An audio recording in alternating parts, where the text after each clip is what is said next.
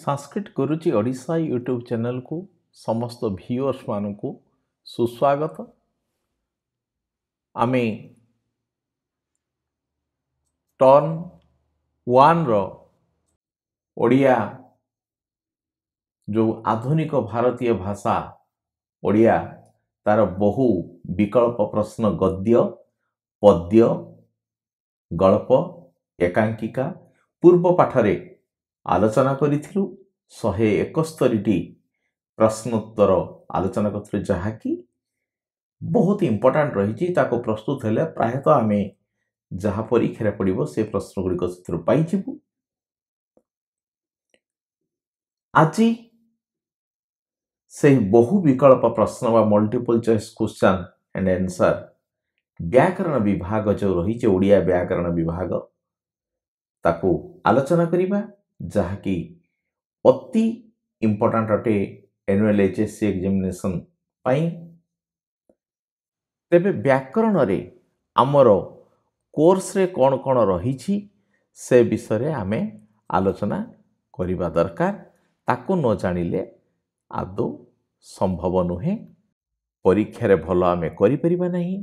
ताले व्याकरण रही कौन वाक्य विचार रही णत्व विधि सत्व विधि साधारण अशुद्धि रही एवं एफए2 रे रहितला अनुवाद प्रकरण रही। ये गोटे प्रश्न आसुछि जे वाक्य विचार ठीक अच्छी णत्व विधि सत्व विधि साधारण अशुद्धि ठीक अच्छी अनुवाद प्रकरण किपरि पड़िबो मल्टीपल चॉइस रे ओएमआर रे। तेणु ये मु सूचित करने पई चाहे अनुवाद प्रकरण रो कोर्स रही हुए तो टर्म वन रे जो एमसीक्यू जो रही से एमसीक्यू रे न आसी पारे। जदि भी देइथिबो तेबे गोटे वाक्य देइथिबो बा गोटे अनुवाद देइथिबो से भितर गोटे वाक्य देइथिबो इंग्रजी वाक्य ताकू 4 गोटे ओडिया वाक्य देइथिबो ता भितर कोटा ठीक सेटा हमको बाछिया पे पड़िबो एवं ओएमआर सीट रे ताकू कला करिया पे पड़िबो। जदि नाही ताहा संभव हैला नाही तेबे वाक्य विचार 5 मार्क णत्व विधि 5 मार्क सत्व विधि 5 मार्क एवं साधारण अशुद्धि होची 5 मार्क एभली 20 मार्क व्याकरण रो पड़िबार चांस रही। तेणु तदनुसार आम प्रस्तुत हवा तथापि अनुवाद प्रकरण आमर बही रे जो देइचे अनुवाद गुड़िक ताको मध्य देखिथिबा। वर्तमान एगुड़िक आलोचना करिबा। आमर प्रथमे होउची 172 नंबर जो प्रश्न काली आम 171 पर्यंत आलोचना करिथिलु। 172 एक बा एकाधिक पद मिलित होई मनर भाव को संपूर्ण रूपे प्रकाश कले ताहाकू कौन कहा जाए। बहुत इंपोर्टेंट प्रश्न। एक बा एकाधिक पद मिलित होई मनर भाव को संपूर्ण रूपे प्रकाश कले ताहाकू कौन कहा जाए। ये होची प्रश्न ना ताको वाक्य कहा जाए ना वाक्यांश ना खंड वाक्य ना आसक्ति ना ताहाकू वाक्य कहा जाए। को उत्तरटी होची ठीक। 173 नंबर जो रही छेली गीत गाउची यह वाक्य नुहे कहीं एपरी देखिया पे गले गठन दृष्टि से वाक्य किंतु ये कौन होची ना छेली गीत गाइब गीत गाइबार योग्यता नहीं छेलीर। से भली प्रश्न मध्य परिपरे गछटी दौड़ुची गछर दौड़बार मध्य योग्यता नहीं। पिलाटी आकाश रे उड़ुची पिलाटी आकाश रे सेपरी उड़ी परिबनी तार योग्यता नहीं। तेणु क होची खंड वाक्य होइतिबारु योग्यतार अभाव जगु आकांक्षा रहतिबारु आसक्ति नथिबारु। तेणु एठी ख उत्तरटी होची ठीक ना योग्यतार अभाव जगु। तापरे 174 नंबर प्रश्न रही वाक्य रे व्यवहार करा जाइथिबा पद गुड़िकर पारस्परिक संबंध को कौन कहा जाए। जो पद गुड़िक व्यवहार करा जाइछि ता भितरे जो परस्पर संबंध से संबंध को कौन कहा जाए ना से संबंध को योग्यता कहा जाए। गो उत्तरटी होची ठीक। वाक्य थिबा गोटिए पद वाक्य थिबा गोटिए पद अन्य पद गुड़िकर अर्थबोधकता पई अपेक्षा करे। ये अपेक्षा वार्डटा को टिके भल भाव मन रखिबार अछि ताको मन रखिबा उत्तर साइंस साइंस अपेक्षा कले ତାହାକୁ ଡେସ୍ କୁହାଯାଏ। ନିମ୍ନୋକ୍ତ ମଧ୍ୟରୁ ଉପଯୁକ୍ତ ଶବ୍ଦ ଦ୍ୱାରା ଶୂନ୍ୟସ୍ଥାନ ପୂରଣ କର। ଅପେକ୍ଷା ଅର୍ଥାତ୍ ଆକାଂକ୍ଷା। এই ଘ ଉତ୍ତରଟି ହେଉଛି ଠିକ୍। 176 ନମ୍ବର ପ୍ରଶ୍ନ ରହିଲା, ବାକ୍ୟରେ ଥିବା ପଦ ଯୋଜନା ବା ସୌନ୍ଦର୍ଯ୍ୟକୁ କ'ଣ କୁହାଯାଏ? ଆସକ୍ତି, ଆକାଂକ୍ଷା, ଯୋଗ୍ୟତା, ବାକ୍ୟାଂଶ।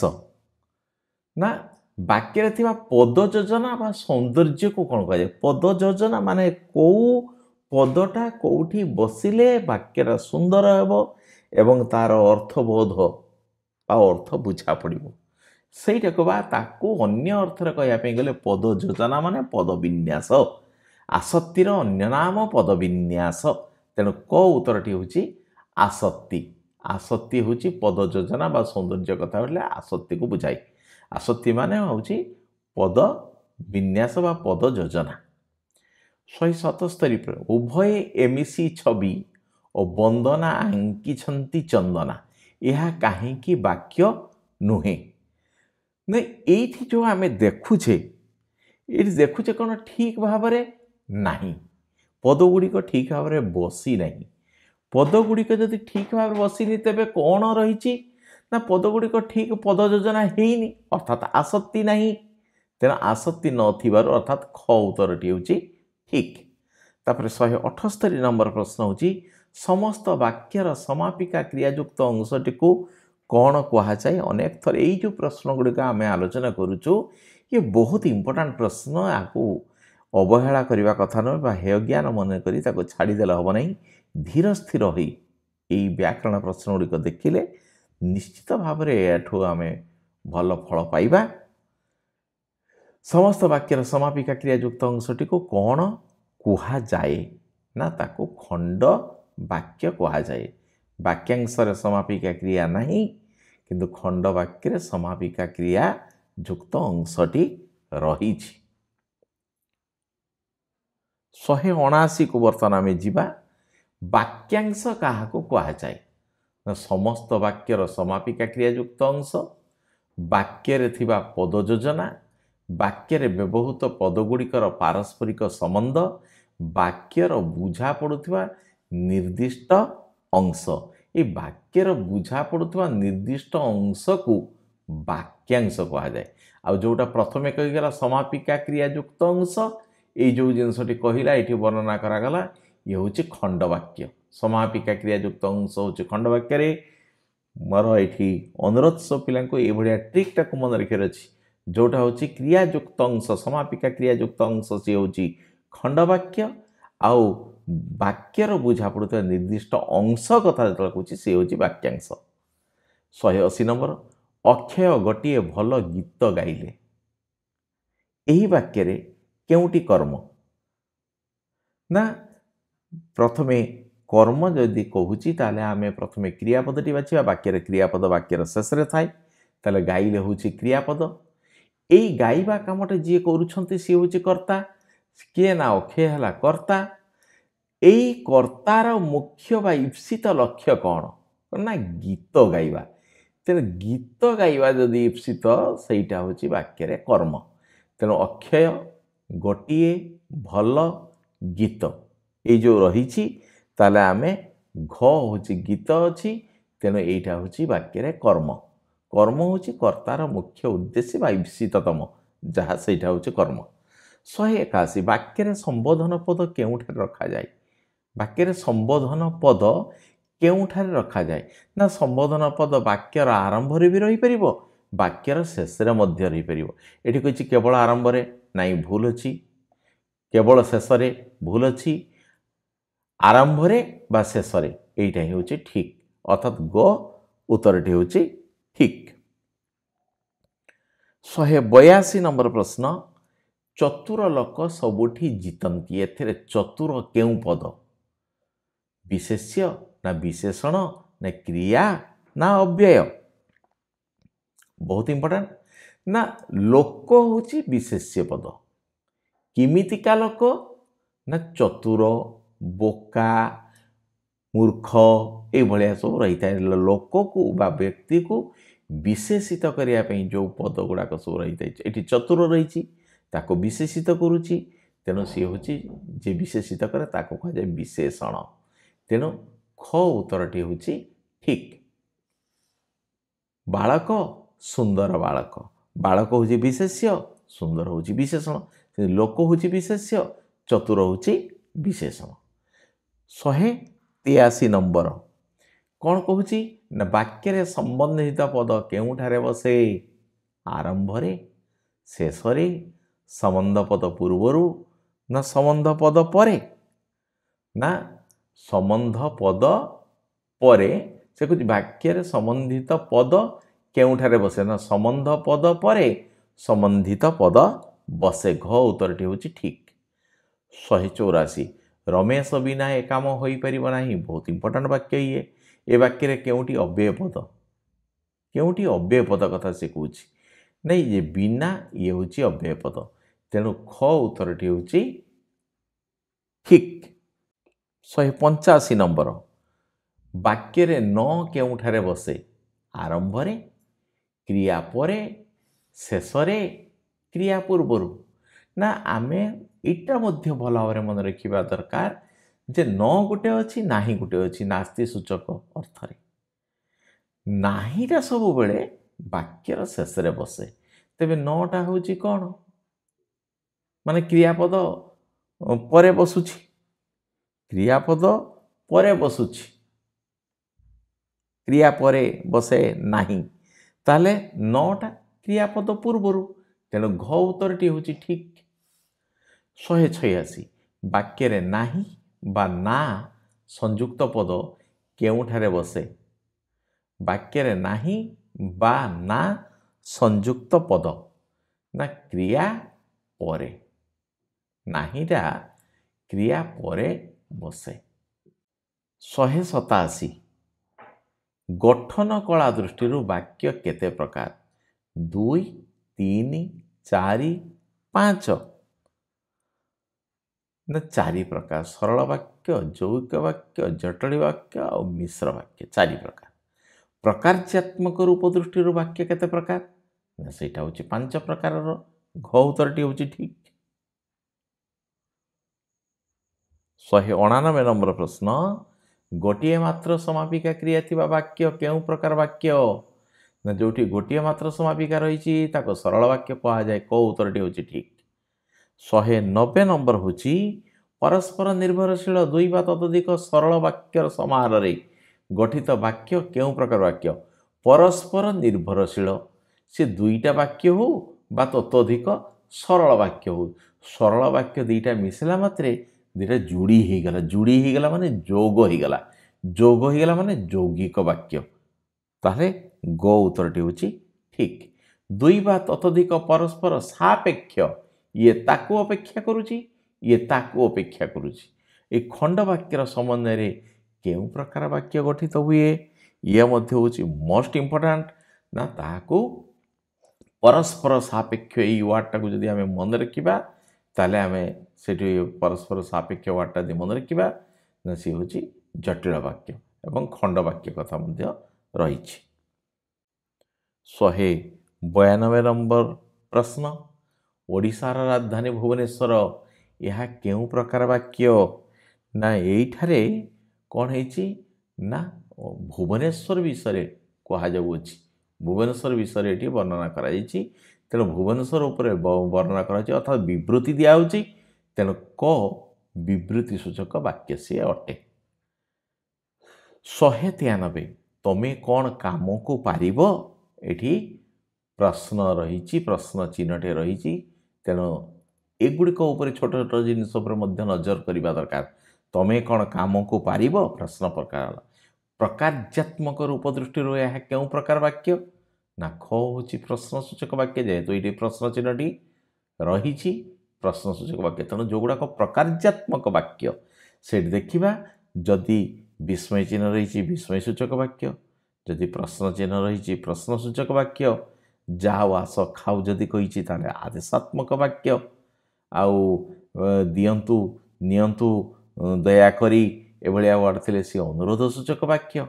आहला विवृत्ति सूचक गोटे निर्दिष्ट विषय वर्णना करागले आउ नाही बा न थिले नास्ति सूचक वाक्य। गुड़ाक ହେଉଛି ଆମର ଟ୍ରିକ୍ ମନେ ରଖିବାର।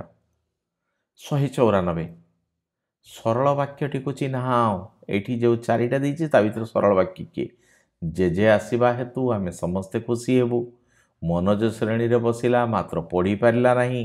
କାଲିର କାମ ଯଦି ଆଜି କରୁଛ ତେବେ ଆଜିର କାମ ଏବେ କର। ଝଡ଼ କମିଗଲା ଓ ପିଲାମାନେ ନିଜ ନିଜ ଘରକୁ ଫେରିଗଲେ। ଏଇ ଯେଉଁ ରହିଛି ଏଠି କ'ଣ ରହୁଛି ନା 4 ଗୋଟି ବାକ୍ୟ ରହିଛି। ଜେଜେ ଆସିବା ହେତୁ ଆମେ ସମସ୍ତେ ଖୁସି ହେବୁ, ଇଏ ହେଉଛି ସରଳ ବାକ୍ୟ। ତେଣୁ ଆକୁ ଆମେ ଭଲ ଭାବରେ ଦେଖିବା। 4ଟା ବାକ୍ୟରେ ଯଦି ରହିଲା, ଏଠି ମାତ୍ର ରହିଛି ଯୌଗିକ ବାକ୍ୟ, ଏଠି ଯଦି ଲାଗିଛି ଜଟିଳ ବାକ୍ୟ, ଏଠି ଅ ଲାଗିଛି, ଏଠି ମାନେ 2ଟା ସରଳ ବାକ୍ୟ ମିଳିଛି ଯୌଗିକ ବାକ୍ୟ। ତେଣୁ ଏଇ ବାକ୍ୟଟି ନାହିଁ, ଏଇଟା ତେଣୁ ସରଳ ବାକ୍ୟ। 194 ନମ୍ବର କ ଉତ୍ତରଟି ହେଉଛି ଠିକ୍। 195 ନମ୍ବର ଲଙ୍କାରେ ହରି ଶବ୍ଦ ଖୋଜିବା ବୃଥା, ଏହା କେଉଁ ପ୍ରକାର ବାକ୍ୟ? ନାସ୍ତି ସୂଚକ, ବିସ୍ମୟ ସୂଚକ, ବିବୃତ୍ତି ସୂଚକ, ପ୍ରଶ୍ନ ସୂଚକ। ନା ଏଇଠି ଆମେ ଦେଖିବା ନାସ୍ତି ସୂଚକ ନାହିଁ ଅର୍ଥ କିଛି ନାହିଁ, ବିସ୍ମୟ ସୂଚକ ଚିହ୍ନ ନାହିଁ, ପ୍ରଶ୍ନ ସୂଚକ ଚିହ୍ନ ମଧ୍ୟ ନାହିଁ। ତେଣୁ ଆଖି ବୁଜା ବାଧ୍ୟ ହେଇକି ଆମେ କ'ଣ କରିବା? ବିବୃତ୍ତି ସୂଚକ ବାକ୍ୟରେ ଆମେ ମାରିଦେବା। ଏଇଭଳିଆ ଟିକେ ବିଚାର ବି କରିବା ଦରକାର ଯଦି ନ ବୁଝି ହେଉଛି। ତେଣୁ ଗ ଉତ୍ତରଟି ହେଉଛି ଠିକ୍। 196 ନମ୍ବର ପ୍ରଶ୍ନ, ଭାବବାଚ୍ୟରେ ଥିବା ବାକ୍ୟଟିକୁ ଚିହ୍ନ। ଭାବବାଚ୍ୟରେ କ'ଣ ଥାଏ? କର୍ତ୍ତା ଥାଏ, କ୍ରିୟା ଥାଏ, କର୍ତ୍ତା ଅନୁକ୍ତ ହେଇକି ତୃତୀୟା କିମ୍ବା ଷଷ୍ଠୀ ହେଇଥିବ ଦରକାର। ତେଣୁ ବିଜୟ କଲିକତା ଯିବ, ଇଏ ହେଉଛି ସରଳ ବାକ୍ୟ। କର୍ତ୍ତୃବାଚ୍ୟରେ ଅଛି ରାଧା ଶ୍ୟାମଙ୍କ ଦ୍ୱାରା ଭାଷଣ ଭଲ ହୁଏ, ରାଧାଶ୍ୟାମ ଏଇଠି ଦ୍ୱାରା ଅଛି, ତେଣୁ ଇଏ ଅନୁକ୍ତ। ଭାବବାଚ୍ୟରେ କେବଳ କର୍ତ୍ତା ଥିବ, କ୍ରିୟା ଥିବ, କର୍ମ ନଥିବ। ମା ରାନ୍ଧୁଛନ୍ତି, ଇଏ ସରଳ ବାକ୍ୟ। ଏଠି କ'ଣ ହେଇଛି? ମା ରାନ୍ଧୁଛନ୍ତି, ଇଏ ବି କର୍ତ୍ତା କ୍ରିୟା ରହିଛି, କିନ୍ତୁ ଇଏ ହେଉଛି କ'ଣ? ଉକ୍ତ ରହିଛି, କର୍ତ୍ତା ଉକ୍ତ ରହିଛି, ଅର୍ଥାତ୍ ଇଏ କର୍ତ୍ତୃବାଚ୍ୟରେ ରହିଛି। ତନୁଜାର ନାଚ ହେଉ, ଏଇ ବାକ୍ୟଟି ହେଉଛି ଭାବବାଚ୍ୟ। ତନୁଜା ନାଚୁ, ତାର ଭାବବାଚ୍ୟ ହେଉଛି ତନୁଜାର ନାଚ ହେଉ। ତନୁଜା ନାଚୁ, ଯେଉଁ ତନୁଜା ହେଉଛି କର୍ତ୍ତା, ନାଚୁ ହେଉଛି କ୍ରିୟା। ଏଠି କର୍ମ ନାହିଁ, ତାକୁ ଯେତେବେଳେ ଭାବବାଚ୍ୟରେ କ'ଣ ହେଇଛି? କର୍ତ୍ତା ଅପ୍ରଧାନ ହେଇକି କର୍ତ୍ତାଠାରେ ଷଷ୍ଠୀ ବିଭକ୍ତି ହୋଇଛି। ତେଣୁ ତନୁଜାର ନାଚ ହେଉ ରହିଛି। ତେଣୁ ଘ ଉତ୍ତରଟି ହେଉଛି ଠିକ୍। ଆମ ସାହିତ୍ୟ ଶିକ୍ଷକ ଜଣେ ଜ୍ଞାନୀ ବ୍ୟକ୍ତି, ଏହି ବାକ୍ୟରେ ସମାପିକା କ୍ରିୟା କିଏ? ନା ଏଇ ଯେଉଁ ଆମ ସାହିତ୍ୟ ଶିକ୍ଷକ ଜଣେ ଜ୍ଞାନୀ ବ୍ୟକ୍ତି, ଏଠି ଉହ୍ୟ ଅଛି, ଅଟନ୍ତି ଏଇଠି ବସିବା କଥା, କିନ୍ତୁ ନାହିଁ ବ୍ୟକ୍ତି ଅଟନ୍ତି, ବ୍ୟକ୍ତି ସହିତ ରହିଛି, ହେଲା କି ନାହିଁ? ବ୍ୟକ୍ତି ଅଟନ୍ତି, ତାହେଲେ କରେ ହେଉଛି ବ୍ୟକ୍ତି, ଖରେ ହେଉଛି ଜ୍ଞାନୀ, ଗରେ ହେଉଛି ଶିକ୍ଷକ ଏବଂ ଘରେ ହେଉଛି ଉହ୍ୟ ଥିବା ଅଟନ୍ତି। ଏଠି ଅଟନ୍ତିଟା ଉହ୍ୟ ରହିଛି। ତେଣୁ ଏଇ ଉତ୍ତରଟି ଅର୍ଥାତ୍ ଘ ଉତ୍ତରଟି ଠିକ୍। ଉହ୍ୟ ହେଉଛି ଲୁଚିକି ରହିଛି, କିନ୍ତୁ ଆମେ ଯଦି ତାକୁ ଭଲ ଭାବରେ ଯଦି ଦେଖିବା, ବ୍ୟକ୍ତି ଅଟନ୍ତି ବୋଲି ବୁଝାଉଛି। এই ଅଟନ୍ତି କ୍ରିୟାଟା ଆକ୍ଚୁଆଲି ହେଉଛି ଆମର କ୍ରିୟାପଦ, କିନ୍ତୁ ଏଠି କ'ଣ ରହିଛି? ନା এই ଅଟନ୍ତି କ୍ରିୟାପଦଟି ଉହ୍ୟ ହେଇକି ରହିଛି, ତେଣୁ ଉହ୍ୟ ଥିବା ଅଟନ୍ତି ବୋଲି ବୁଝାଉଛି। 198 ନମ୍ବର ପ୍ରଶ୍ନ, ଅତି ଅଧିକ ବକ୍ତବ୍ୟ ସ୍ପୃହଣୀୟ ନୁହେଁ, ଏହାକୁ କାହା ସହାୟତାରେ ସଂକ୍ଷେପଣ କଲେ ହେବ ଅତ୍ୟଧିକ ବକ୍ତବ୍ୟ ସ୍ପୃହଣୀୟ ନୁହେଁ? ତାହେଲେ ଆମେ ସନ୍ଧିର ସାହାଯ୍ୟ ନେବା, ନା ସମାସର ସାହାଯ୍ୟ ନେବା, ନା ତଦ୍ଧିତର ସାହାଯ୍ୟ ନେବା, ନା କୃଦନ୍ତର ସାହାଯ୍ୟ ନେବା? ନା ଏଠି ଆମେ ସନ୍ଧିର ଯଦି ସାହାଯ୍ୟ ନେବା ତେବେ এই ବାକ୍ୟଟି ଠିକ୍ ହେବ। ତେଣୁ କଟା ହେଉଛି ଅତି ଅଧିକ, ସନ୍ଧି କରିଦେଲେ ହେବ ଅତ୍ୟଧିକ। ତେଣୁ ଏଠି ସନ୍ଧିର ଆମେ ସାହାଯ୍ୟ ନେଇଛେ, ଅତ୍ୟଧିକ। ତାପରେ 199, ଯାହା କରିବା ଉଚିତ ତାହା କର। ଏଇଟା ଯାହା କରିବା ଉଚିତ ତାକୁ କୁହାଯାଏ କର୍ତ୍ତବ୍ୟ। ତାହା କର ଅର୍ଥାତ୍ କର୍ତ୍ତବ୍ୟ କର। ଯାହା କରିବା ଉଚିତ ମାନେ କ'ଣ? କର୍ତ୍ତବ୍ୟ। ସେଇଟାକୁ କର କହୁଛି। ତାହା କର ମାନେ କ'ଣ? କର୍ତ୍ତବ୍ୟକୁ କର। ତେଣୁ କର୍ତ୍ତବ୍ୟ କର। ରେଖାଙ୍କିତ ଅଂଶକୁ କୃଦନ୍ତ ସହାୟତାରେ ସଂକ୍ଷେପଣ କଲେ କ'ଣ ହେବ? କାର୍ଯ୍ୟ, ଉପଯୁକ୍ତ କାମ, କର୍ତ୍ତବ୍ୟ। ତେଣୁ ଏଇ ରେଖାଙ୍କିତକୁ ହେଲେ କର୍ତ୍ତବ୍ୟ ହେବ। କର୍ତ୍ତବ୍ୟ କର। 200, ଗିରିପଥ ଭାବରେ ଖାଇବର ସବୁଠାରୁ ଲମ୍ବା, ଏହାକୁ ସଂକ୍ଷେପଣ କଲେ ହେବ ଖାଇବର ଦୀର୍ଘତମ ଗିରିପଥ। ଏଠାରେ କାହା ସାହାଯ୍ୟରେ ସଂକ୍ଷେପଣ କରାଯାଇଛି? ସମାସ ଦ୍ୱାରା, ନା ସନ୍ଧି ଦ୍ୱାରା, ନା ତଦ୍ଧିତ ଦ୍ୱାରା ନା କୃଦନ୍ତ ଦ୍ୱାରା ନା ଏଠି ତଦ୍ଧିତ ଦ୍ୱାରା ଆକୁ ବାକ୍ୟଟିକୁ ସଂକ୍ଷେପ କରାଯାଇଛି। 201 ଦୀର୍ଘ ବାକ୍ୟକୁ ସଂକ୍ଷେପରେ ପ୍ରକାଶ କରିବାକୁ କ'ଣ କୁହାଯାଏ? ଗୋଟେ ବଡ଼ ବାକ୍ୟ ଅଛି ତାକୁ ଛୋଟ କରିବା। ଛୋଟ କରିବା ମାନେ କ'ଣ? ବାକ୍ୟଟିକୁ ସାନ କରିଦେବା ବା ସଂକ୍ଷେପ କରିଦେବା। ତେଣୁ ବାକ୍ୟ ସଂକ୍ଷେପଣ ବୋଲି କୁହାଯାଏ। କ ଉତ୍ତରଟି ହେଉଛି ଠିକ୍। 202 ପଦ ମଧ୍ୟରେ ଦନ୍ତ୍ୟାନ ସ୍ଥାନରେ ମୂର୍ଧନ ହେବାକୁ କ'ଣ କୁହାଯାଏ? ନା ଦନ୍ତ୍ୟାନ ସ୍ଥାନରେ ଯଦି ମୂର୍ଧନ ହେବ ତାହେଲେ ସେ ହେଉଛି ଣତ୍ଵ ବିଧି। ଖ ଉତ୍ତରଟି ହେଉଛି ଠିକ୍। ତାପରେ 203 ଗୋଟିଏ ପଦ ମଧ୍ୟରେ କେଉଁ ବର୍ଣ୍ଣ ଗୁଡ଼ିକ ପରେ ଦନ୍ତ୍ୟାନ ଥିଲେ ମୂର୍ଧନ ହୁଏ? ନା ସାଧାରଣତଃ ରୁ ର ଏବଂ ମୂର୍ଧନ୍ୟସ ପରେ ଯଦି ଦନ୍ତ୍ୟାନ ଥିବ ତେବେ ଦନ୍ତ୍ୟାନର ମୂର୍ଧନ ହେବ। ତେଣୁ ଏଇ ଗ ଉତ୍ତରଟି ହେଉଛି ଠିକ୍। 203 ପରେ 204 ନାହିଁ, ଭୁଲବଶତଃ ହେଇଯାଇଛି। ବର୍ତ୍ତମାନ ଆମେ 205କୁ ଯିବା। ରଚନା ଶବ୍ଦରେ ନ ସ୍ଥାନରେ କାହିଁକି ମୂର୍ଧନ ହେଲା ନାହିଁ? ନ ସ୍ଥାନରେ କାହିଁକି ରଚନା? এই ନ ସ୍ଥାନରେ ମୂର୍ଧନ ହେବା କଥା, ଯେହେତୁ ସେ କହୁଛି ର ରୁ ଆଉ ମୂର୍ଧନ୍ୟାସ ପରେ ଦନ୍ତ୍ୟାନ ଥିଲେ ଦନ୍ତ୍ୟାନ ମୂର୍ଧନ। କିନ୍ତୁ ଏଠି କ'ଣ ରହିଛି? ନା ଏଠି ଚ ଯେଉଁ ଏଇ ଚଟା ବ୍ୟବଧାନ ରହିଛି। ତେଣୁ ରରେ ଅର ବ୍ୟବଧାନ ଯୋଗୁଁ ର ପରେ ଚ ବ୍ୟବଧାନ ତ ଏଇ ଖ ଉତ୍ତରଟି ହେଉଛି ଠିକ୍। ର ପରେ ଚର ବ୍ୟବଧାନ ହେତୁ ଚ ରହିଲେ ହେବ ନାହିଁ। 206 ନିମ୍ନ ପ୍ରଦତ୍ତ କେଉଁ ଶବ୍ଦରେ ସ୍ୱାଭାବିକ ଭାବରେ ମୂର୍ଧନ ରହିଛି? ସ୍ୱାଭାବିକ ଭାବରେ ରହିଛି, ଆମକୁ ସେଇଟା ଦେଖିବା ପାଇଁ ପଡ଼ିବ।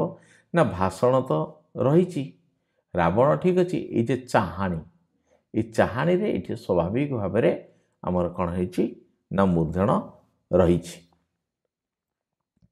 207 ନିମ୍ନୋକ୍ତ କେଉଁ ଶବ୍ଦରେ ଣତ୍ଵ ବିଧି ନିୟମର ଉଲ୍ଲଂଘନ ଘଟିଛି ବା ବ୍ୟତିକ୍ରମ ଘଟିଛି?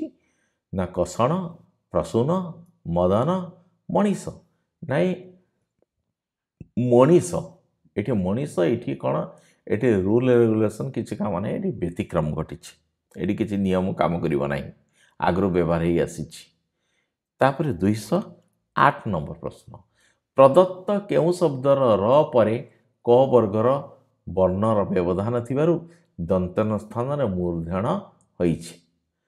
ପ୍ରଦତ୍ତ କେଉଁ ଶବ୍ଦର ର ପରେ କ ବର୍ଗ, କ ବର୍ଗ କହିଲା ବେଳକୁ କ ଖ ଗ ଘ ଉଁ, କ ବର୍ଗର ବର୍ଣ୍ଣର ବ୍ୟବଧାନ ଥିବାରୁ ଦନ୍ତ୍ୟାନ ସ୍ଥାନରେ ମୂର୍ଧନ ହୋଇଛି। ନା ମାର୍ଗଣ ଆମେ ଦେଖୁଛେ।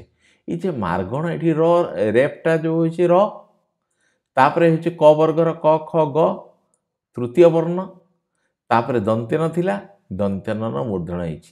ତେଣୁ ଏଇ କ ଉତ୍ତରଟି ମାର୍ଗଣ ଯେଉଁଟା ସେଇଟା ହିଁ ଠିକ୍ ଠିକ୍ ଆମର ଅଛି। ତାପରେ 209 ନିମ୍ନୋକ୍ତ କେଉଁ ଶବ୍ଦରେ ସ୍ୱାଭାବିକ ଭାବରେ ମୂର୍ଧନ ରହି ନାହିଁ? ରହି ନାହିଁ ବୋଲି ଏଠି ସେ କହୁଛି। ନା ଏଇ ଯେଉଁ କୃଷ୍ଣ, ଏଇ ଯେଉଁ କୃଷ୍ଣଟା ଇଏ ସ୍ୱାଭାବିକ ଭାବରେ ମୂର୍ଧନ ରହିନାହିଁ, ଏଠି ନିୟମ ଅନୁସାରେ ରହିଛି। ରୁ ପରେ ଦନ୍ତେଶ୍ୱର ମୂର୍ଧନ୍ୟସ, ମୂର୍ଧନ୍ୟସ ପରେ ଦନ୍ତ୍ୟାନର ମୂର୍ଧନ। କୃଷ୍ଣ କୃଷ୍ଣ। 210 କେଉଁଟି ଆସ୍ତିକ ଶବ୍ଦର ବର୍ଣ୍ଣ ବିନ୍ୟାସ, ଅର୍ଥାତ୍ ମିଶାଇ ଦେଲା ପରେ ସେ ଆସ୍ତିକ ହୋଇଯିବ, ଏ ଭିତରୁ କେଉଁଟା ରହିଛି? ନା ଦୁଇଟା ଜିନିଷ କହୁଛି।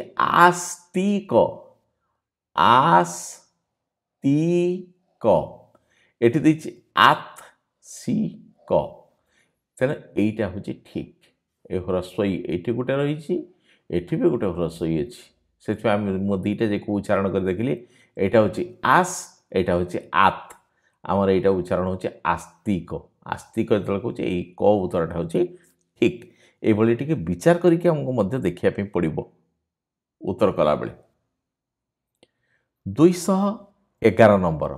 ଜିଗୀଷ ଶବ୍ଦରେ ଦନ୍ତ୍ୟସ କାହିଁକି ମୂର୍ଧନ୍ୟସ ହୋଇଛି? କାହିଁକି ଦନ୍ତସଟା ମୂର୍ଧନ୍ୟସ? ନା ଗ ପରେ ଦନ୍ତସ ଥିବାରୁ, ଦୀର୍ଘଇ ପରେ ଦନ୍ତ୍ୟସ ଥିବାରୁ, ସ୍ୱାଭାବିକ ଭାବରେ ମୂର୍ଧନ୍ୟସ ରହିଛି, ଗି ପରେ ଦନ୍ତ୍ୟସ ଥିବାରୁ। ଆମକୁ ଦେଖିବା ପାଇଁ ପଡ଼ିବ ଯେ ଦୀର୍ଘଇ ପରେ ଦନ୍ତ୍ୟସ ଥିବାରୁ ଏଇ ଗରେ କ'ଣ ରହିଛି? ଏଠି ଦୀର୍ଘଇ ରହିଛି। ନା କ ବର୍ଗ ଇଳ ପ୍ରତ୍ୟାହାର, ଇଳ ହେଉଛି ହ୍ରସ୍ୱଇ, परे दंत्यस्वर मूर्धन्यस हुए। ओ आ को छाड़ी दी साला परे ओ आ को छाड़ी दी साला परे अन्य स्वर वर्ण पर दंत्यस्वर मूर्धन्यस हुए। तेणु ये दीर्घ ही पर मूर्धन्यस। तेणु ये ख उत्तरटी हूँ ठीक। 212 नंबर प्रश्न पद मध्य दंत्यस स्थान में मूर्धन्यस होगा कौन कहुए ना दंत्यन स्थान में मूर्धन हेले णत्व विधि सेपरी दंत्यस स्थान में मूर्धन्यस होगा सत्व विधि। ग उत्तरटी ठीक। तापर 213 नंबर चिकित्सा शब्द रे दंत्यस कहीं मूर्धन्यस ना दीर्घ ही परे दंत्यस थिबारु र परे दंत्यस थिबारु क परे दंत्यस थिबारु क और दीर्घ ही परे दंत्यस थिबारु। चिकित्सा ना र परे दंत्यस थिबारु एठी र रहिछि ए जो रेपटा अछि से र तापर दंत्यस थिला दंत्यसर मूर्धन्यस होइछि। तेणु ख उत्तरटी होछि ठीक। 214 नंबर प्रदत्त केउं शब्द रे सत्वविधि नियमर उल्लंघन घटी बा व्यतिक्रम घटी न बहिष्कृत न औषध न अनुसंधान न इस्पात न यही जगह कौन रही बहिष्कृत ह्रस्व पर ये मूर्धन्यस अच्छी ठीक अच्छी औ स्वरवर्ण पर मूर्धन्यस अच्छी ठीक अच्छी इस्पात एठी एटा वैदेशिक शब्द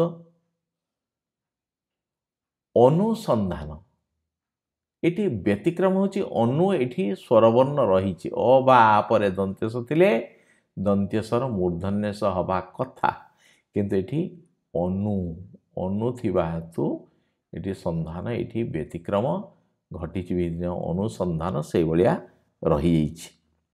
215 केउं शब्द रे सत्वविधि नियमर उल्लंघन घटी नाही हिसाब विस्तार अनुसरण विसर्ग से कौच केउटारे कौन सी माने सत्वविधि नियमर उल्लंघन घटी नाही हिसाब हिसाबटा हूँ बाहरिया शब्द तेणु ये उल्लंघन होनी वैदेशिक शब्द हेतु।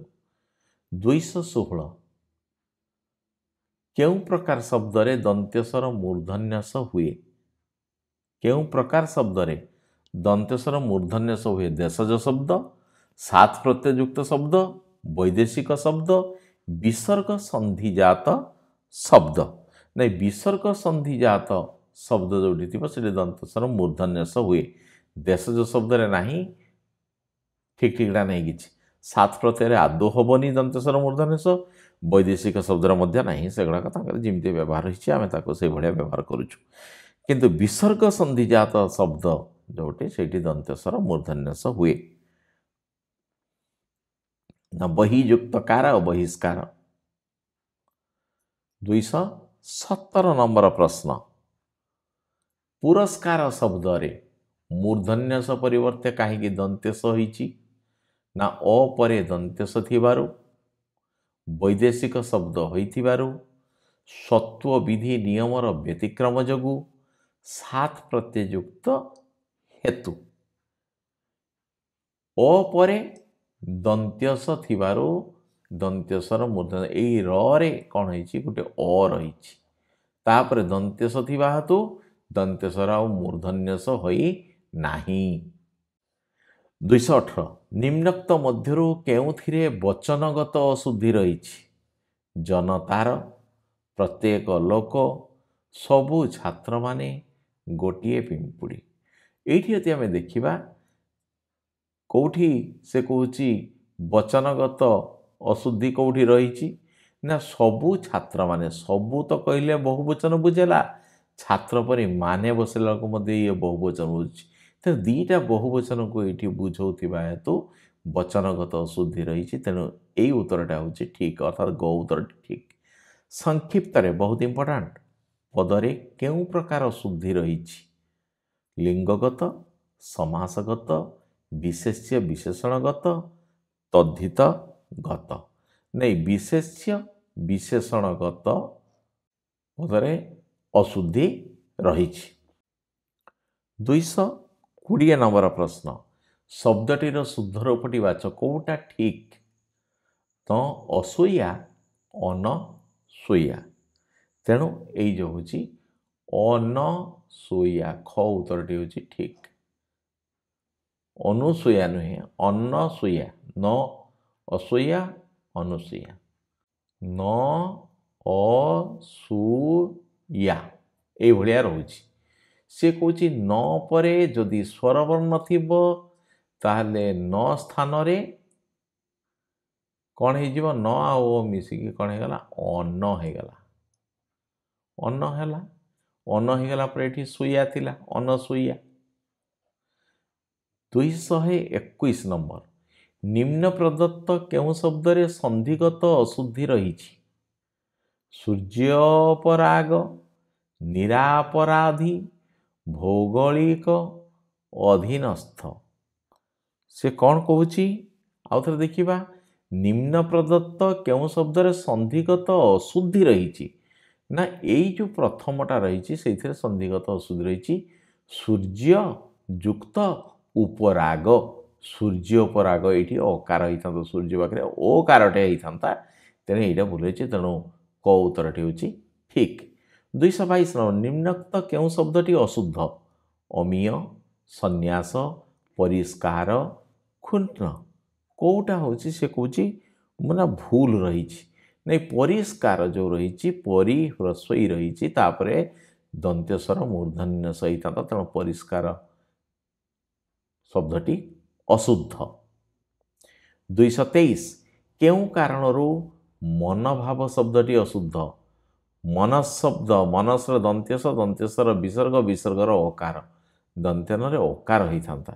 ନା ବନାନଗତ, ସନ୍ଧିଗତ, ସମାସଗତ, ଣତ୍ୱ ବିଧିଗତ। ନା ଇଏ ହେଉଛି ସନ୍ଧିଗତ, ସନ୍ଧିଗତ ଏଠି ଶବ୍ଦଟି ଅଶୁଦ୍ଧ। ତାପରେ 224, ଅଶୁଦ୍ଧ ଶବ୍ଦଟିକୁ ଚିହ୍ନାଅ। ଭୁଲ, ବହୁବ୍ରୀହି, ଧନିକ, କାଳନ୍ଦୀ।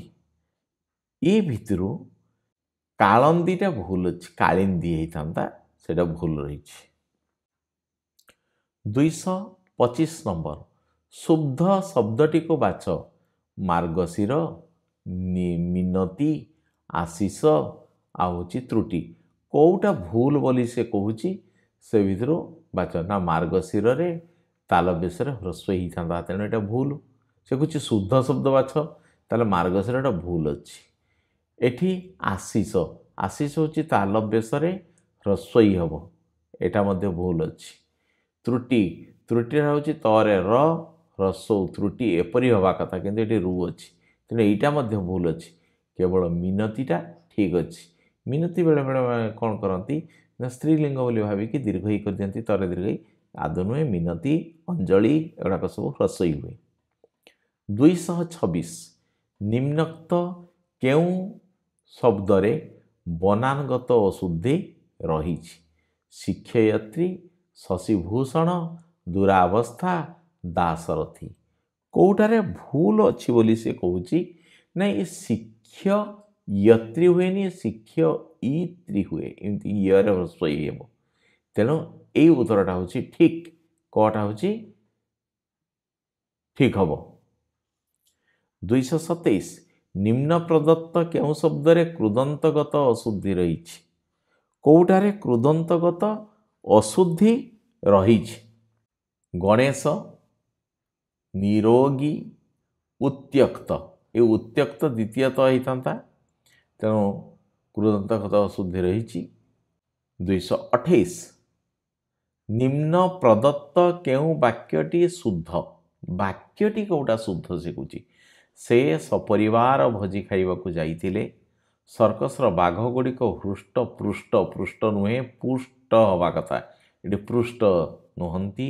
ରବୀନ୍ଦ୍ର ଦୌଡ଼ ପ୍ରତିଯୋଗିତାରେ ପ୍ରଥମ ହେଲା। କୋଲକାତା ଭାରତର ବୃହତ୍ତମ ନଗରୀ। ବାକ୍ୟଟି ଶୁଦ୍ଧ କଥା କହୁଛି। ରବୀନ୍ଦ୍ର ଭୁଲ ଅଛି, ପରେ ଦୀର୍ଘ ହେଇଥାନ୍ତା। कोलकाता भारतर बृहत्तम मध्य द्वितीयतः हवा कथा तेणु ए वाक्यटी भूल रही ए वाक्यटी भूल रही ए वाक्यटी भूल रही तेणु प्रथम वाक्यटी हूँ ठीक से सपरिवार भोजी खाइबाकू जाइथिले से उत्तरटी ठीक ताले आम एतिकी प्रश्नर उत्तर आलोचना कलु ए भितर वाक्य विचार कथा गला तापर नत्वविधि सत्वविधि एवं साधारण शुद्धि परीक्षा रे सबुथिरे जदि 5-5 मार्कर पड़िला ताले 20 मार्क रहिला अनुवाद प्रकरण पढ़ी न पारे संभावना बहुत कम पड़िबार तेणु मोर पिला माननकु कहबा कथा भल भावरे एगुड़ी को आउ थे प्रस्तुत हो जावा दरकार एवं तदनुजाई टिकिए प्रश्नर उत्तर गुड़ी को चिंता करवा कौ दृष्टि ए प्रश्नर उत्तर कौन है जदि आम से भाव में चिंता करवा तेबे ओडिया रे मध्य कौन हम 100% नंबर रखापी आम समर्थ हो पारिबा जेहेतु OMR बेस रही तेणु 100% नंबर रखिपर जो मैंने वर्तमान सुधा आम चैनल टी को सब्सक्राइब करना सब्सक्राइब करनी एवं निजर सांगसाथी मानक यहाँ अधिक अधिक शेयर करूँ से मनकर मध्य उपकार हो तेबे आमर ये जो परिश्रम से परिश्रम सार्थक हेब आउ एक नुआ पाठ नहीं खूब शीघ्र आपण मानक निकटरे उपस्थित होउछि आज पे एतिकी विदाई दियंतु।